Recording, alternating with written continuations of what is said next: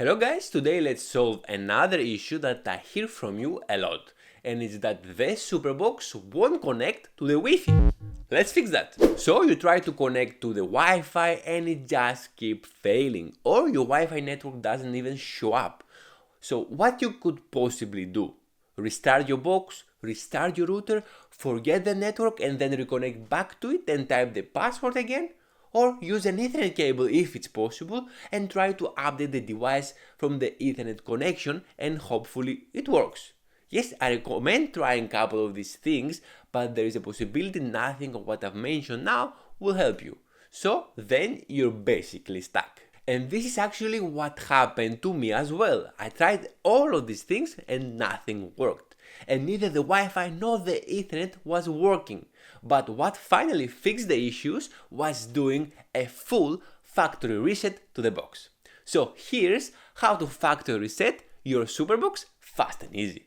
Alright, so from the main menu, let's go down to the settings here and then to device and preferences. We enter the about and the third option here is factory reset. We select it and it lets you know that this will restore your device to default settings and erase all data, accounts, files and downloaded apps.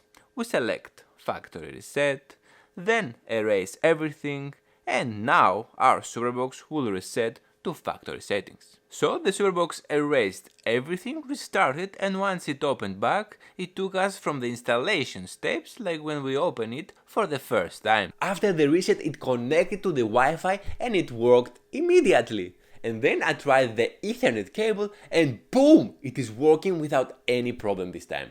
This is magic! To get back the applications and the blue exclusive apps, you download the green Android App Store again and you find everything there. In case the App Store with the green Android icon is not there, don't freak out and throw the box out of the window. There is a quick procedure that I explain on the next short video, right here. Follow the instructions and you'll be fine. Check it here.